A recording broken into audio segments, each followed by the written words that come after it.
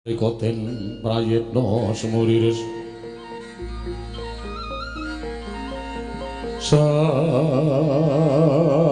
semuriris eko kali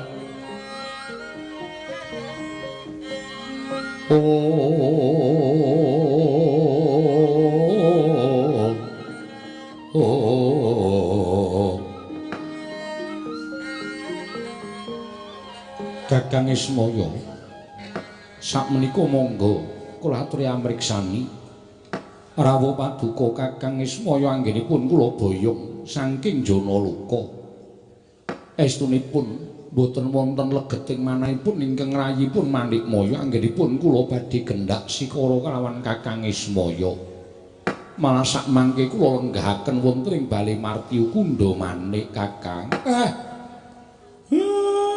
lah kok dadi kaya ngene kahanane. Nek ngono aku ngaturke sepira keluputanku aku njaluk ngapura ya Bathara Guru. Dene aku duwe panyakra bawa sing ora apik kelawan kowe. Ndak kira nek pancen kowe iki wis duwe rasa gething keburu sengit karo Semar nganti pendak-pendak aku duwe panyakra bawa sing ora apik kelawan kowe.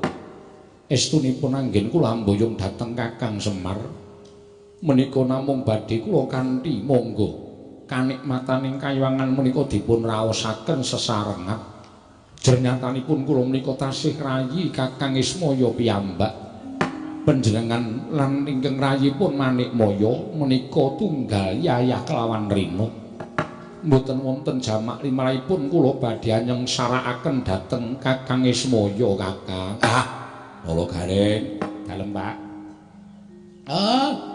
Jebul tekan kayangan kok ora dikapak-kapakke malah disugata sing becik sing apik. Diombyong karo para dewa dilenggahke ning Datulaya Bale Martiu Kundha. Waduh. Iki marmer apa ya, Tru? Kok dadi sikilku kok angrak anu drijiku ora tak nggo nyengkerem iki kepleset. Ayo wong kayangan iki apike ora kaya donya kaya reng.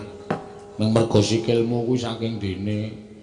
Heeh, dianteran kok ambune wangine kaya ngene, garu rasa mala. Lho, iki arep dupa ning dupa sing wong donya iki ora duwe. Dupa? Heeh, iki. Mula kowe karo aku iki bareng tekan kene disubya-subya kaya ngene terus nyes atiku kaya ora duwe rasa kuwatir.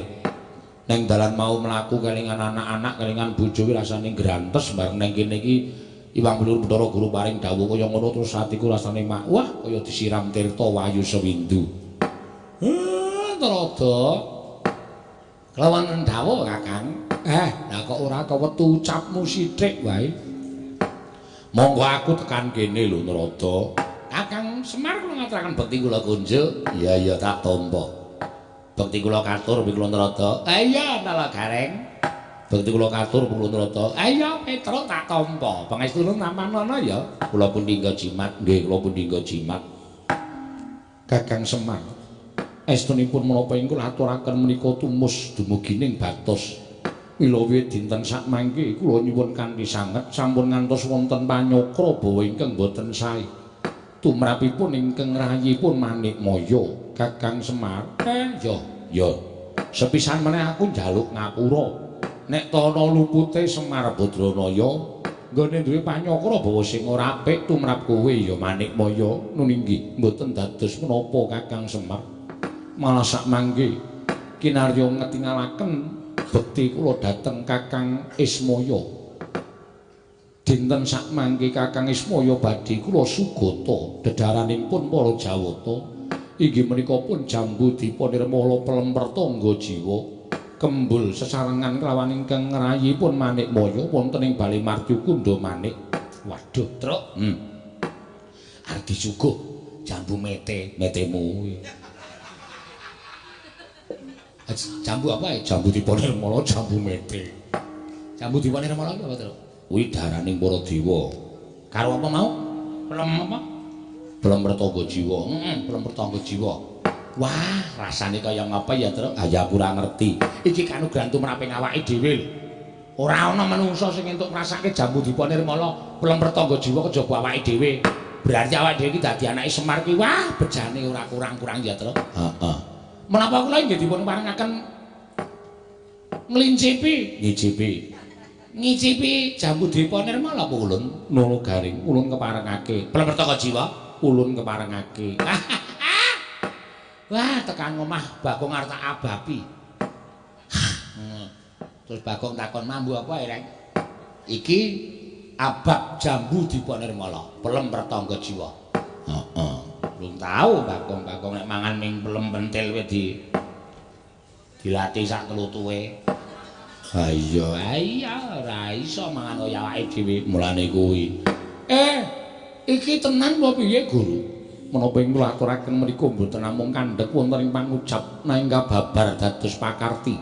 Nang aku ora njaluk lho, mengko ndak dikira aku kepengin ngempek kamukten kayangan. Ning ewadene aku mbok paringi, lha piye? Mengko ndak ora prayoga kedadiane nek aku ora ngrahapi apa sing mbok paringke karo aku Manikmaya. Indra wonten timbalan. Cawisna dedaran ingkang wis ulun cawisake jambu dipa nirmala pelem pertangga jiwa. Dimen didhahar dening Kakang Ismaya lan nala garing apa dene Petrukna niki ngestaken dawuh pungulun enggal Budhalo Bathara. Menika Kakang sampun kula cawisaken. Ya matur nuwun. Kaliyan menika unjukan tirta kamandanu inggih tirta Amarta. Ingkang Kakang Semar dereng nate ngunjuk jernyatanipun Kakang Semar lenggah wonten ing jagat. Ngrasake kaya apa ta tirta Amarta. Tirta kamandanu omben-ombene ning para dewa. Waduh. Jambune gedhe-gedhe ya, Tru. Heeh. Kuwi tela apa pelem, Tru? Lonjong kaya ngono. Ha pelem pertangga jiwa iki lonjong ngono kuwi. Oh, nek carane dhewe pelem golek. Heeh. Sing dawa-dawa ae, Tru. Ha iya. Menawi tetep mekaten Kakang Ismaya tumulak kula aturi ngrahapi Kakang Semar gunjang ganjing langit kelap-kelap katon lir kincanging risang mawe gandrung den rahapi dening Kilurah Semar Badranaya nalika semanten datan prayitna Kilurah Ismaya nalika semanten pelem pertangga jiwa jambu dipa nirmala ingkang sampun den paringi wisa dening Sang Hyang Jagat Giri Pratingkah satemah Kilurah Semar andhahar daraning para Jawata plakapi dara datane nget semanten ugi Kilurah Nala Garing Tuwin Kilurah Petruk ugi datang enget Purwadasina kagiat pingulun Bathara Narada wau nadyan limpat dikaya ngapa Kakang Ismaya ora ngerti marang legetaning ati ning Manikmaya kena daru beksi wekasan ora eling Purwadasina. Indra wonten timbalan ana kawan katelune bandanen tangane krincungen sikile papano ana ing pinggiring candra dimuka wahyane mangsa kala ulun pribadi kang bakal nyemplungake menungsa ingkang murang rata iki Bathara Indra. Nuwun sewu lho, Di. Mboten areges kula menika badhe wantun dhateng pangaos Padukadi Pramsi Bathara Guru menika mboten. Namung lha kok kados mekaten kedadosan ingkang tumandu wonten ing Bali Marti Kunda Manik mongko menika papan suci. Menika papan ingkang mboten nate kelepetan ing dedosan. Lah kok panjenengan ingkang ngregeti dhateng Bali Marti Kunda Manik kanthi lampah kados mekaten menika kala wau. Lah menika sampun ayem, kula menika sampun tentrem. Padukadi Pramsi Bathara Guru paring dawuh bilih boten badhe gendak sikara dhateng Semar.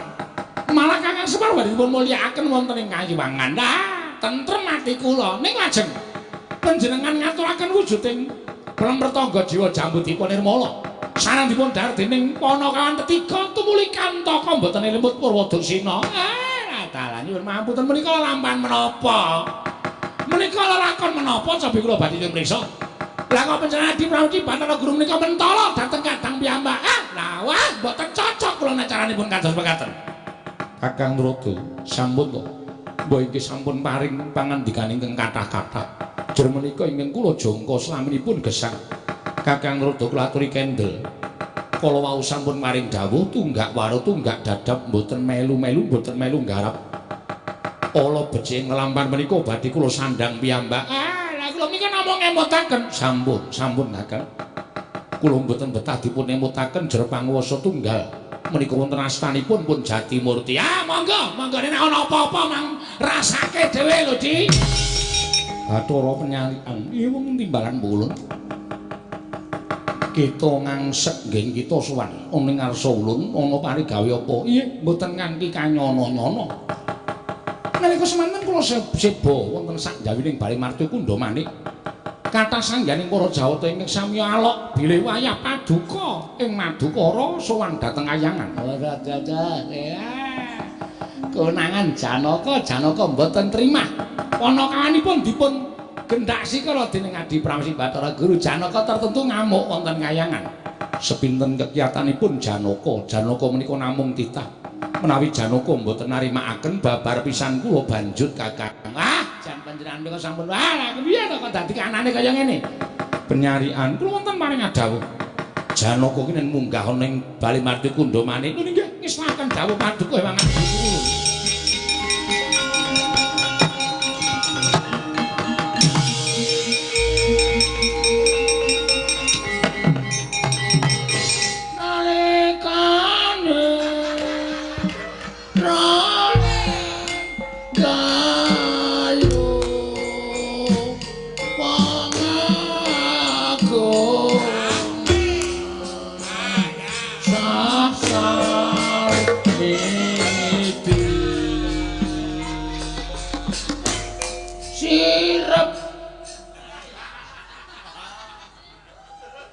Kakang Roda. Kenapa ini?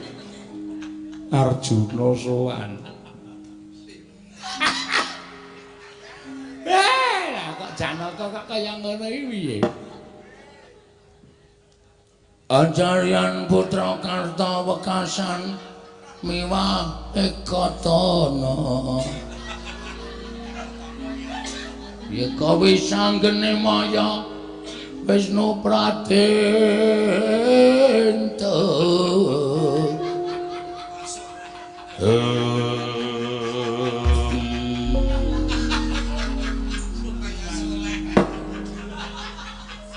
Arjuna padha kanthi harja sak praptanira Janaka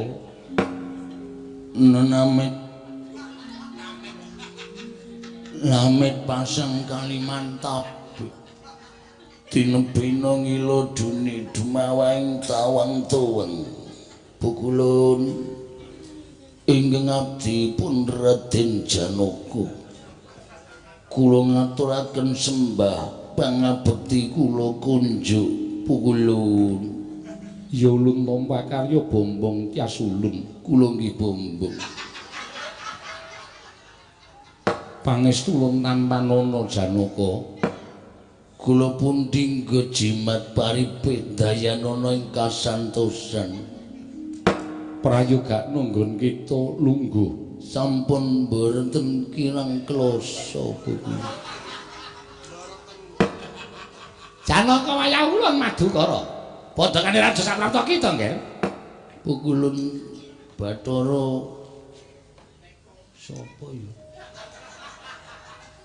Narada wilujeng niring sambi kula kepareng kula ngaturaken sembah sumengkeming pangabekti kula kunjuk pukulun ya ulun tampa gawe gedhe ning ati kita ora pengitulun tamanana ya mboten cetha pangestu ulun tampanana kula pun dinggo jimat paripit dayanana ing kasantosan Arjuna dalem pukulun apa wigatine kita sowan sepisan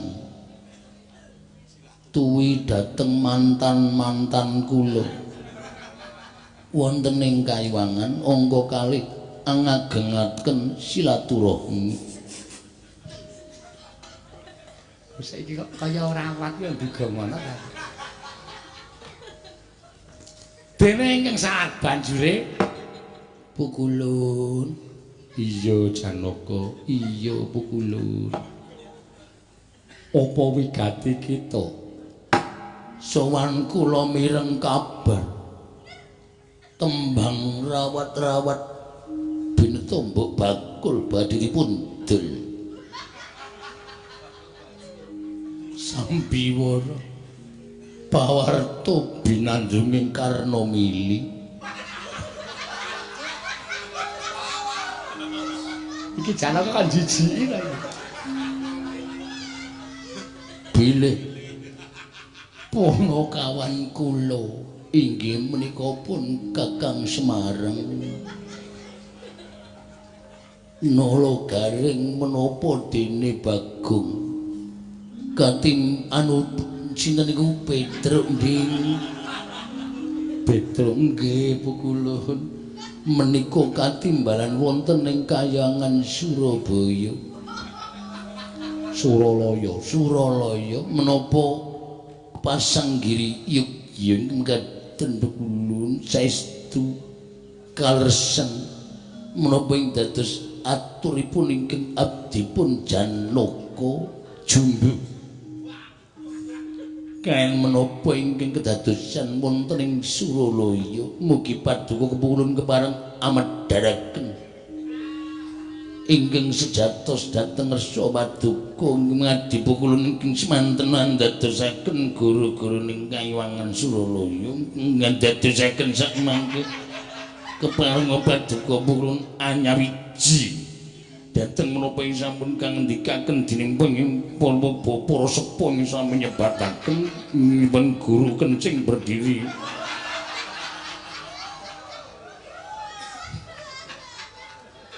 Kita kuwi takon perkara apa, Pukulun? Kula nyuwun priksa. Kakang Semar menapa dipun beta Pukulun kok wonten kranjang wonten ngajengan Suralaya. Pukulun menapa leres? Ya, pancen bener. Semar ulun boyong ana ing Kayuwangan bareng lawan Garing lan Petruk. Acarya kadha wekasan miwahi godana. Suluk meneh.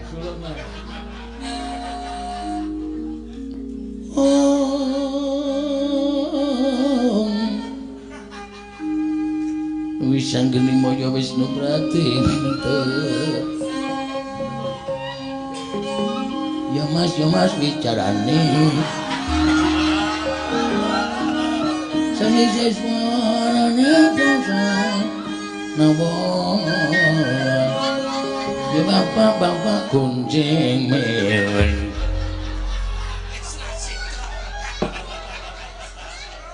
Kok saiki jane sapa ta iki kok? Ah, Janaka kok dadi meriahe kaya ngono. Lajeng kula badhe nyuwun mriksa Pukulun. Iya, Janaka. Sakmenika Kakang Semar lan Nala Garing menapa dene Bagong. Anu napa niku Petruk menika wonten pundi dadi wuruhananira? Nun dadi wuruhananira. Nun wuruhananira menika menapa Pukulun? Dadi pangerten kita inggih. Kakang Semar wis ora eling. Lho. Kakang Semar edan. Tegese ora eling Kakang Semar kuwi Kantaka. Menapa sababipun Kakang Semar Cantaka? Amarga Kantaka beda karo Cantaka. Kantaka kuwi ora eling, Cantaka kuwi kodhok. Kula remen Pukulun. Janaka lho wonten dawuh.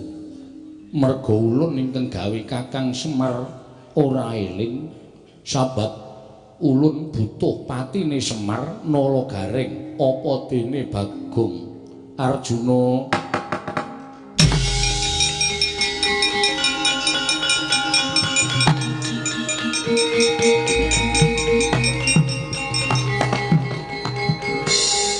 Mesti nesu Janaka. Wong Semar karo Garing karo Petruk ki abdine kok malah diblakani iki piye? Anci kula jarak Kakang. Lho, kok dijarak?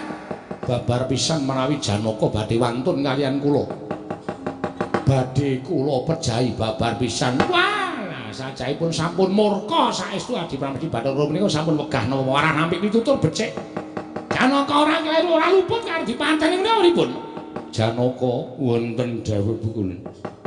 kenapa kita malang kerik ana ngarsa ulun nyuwun pangapunten pukulun kula supe bilih kula ngadhep wonten ing ngarsa paduka Iwang Pikulun Bathara Guru mugi andadosna kawuningan pukulun Kakang Semar menika abdi kula Nala Gareng menika abdi kula Petruk ugi abdi kula menawi pukulun badhe mejahi Kakang Semar kula mboten trima ning nek Gareng kalih Petruk mang pejahi mboten napa terus bedane apa ing ngatasé Semar ora entuk ulun pateni nanging Gareng kalih Petruk mbok keparangake yen to ulun mateni kalawan Petruk lan Gareng mergi menika namung beborosi pukulun iya Janaka piye kula mboten saged kantun Kakang Semar gesang wonten ing Madyapada kula ugi gesang Nala Gareng lan Petruk gesang wonten ing Madyapada kula ugi ndelik gesang mila menawi abdi kula tetiga menika seda utawi pejah dipun pejahi paduka Iwang Adi pukulun kula mboten narimakaken kula ugi nderek pejah kita ikhlas karo nyawa kita mboten ikhlas sebab menapa pukulun ulun tamani guntur geni guntur angin lebur tumpur tanpa dadi badan kita dadi sewalang-walang dadi sewalang-walang nek kathah mbok digoreng pukulun dadi sewalang-walang ki ajur tegese Janaka umekaten pukulun Narada kita tampani guntur geni guntur angin monggo pukulun kula aturi mejahi dhateng jasad kula pukulun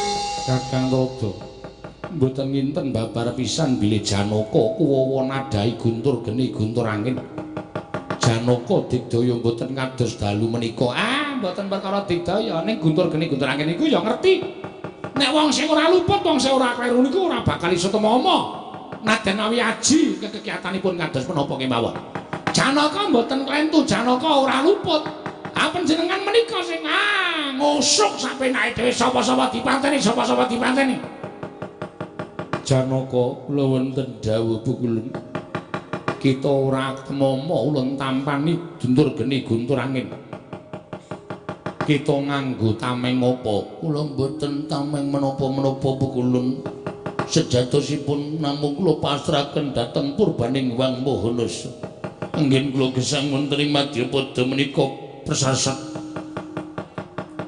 dagang tuna andum bathi nek bathi-bathine ayo padha didum bareng-bareng nek tuna ayo padha mbudidaya supaya entuk bathi bocah iki anggere gawe ukara ora iso ngartekke kok penake ra jamak-jamak ora ulun boya bisa mateni kelawan jeneng kita pukulun menawi paduka mboten saged mejahi dhateng kula menawi panjenengan mboten kepareng ngunduraken Kakang Semar lan Panakawan kalih menapa panjenengan kedah kula tampani pusaka kula pukulun each movement a brushstroke on the canvas of the sky an ancient rhythm written in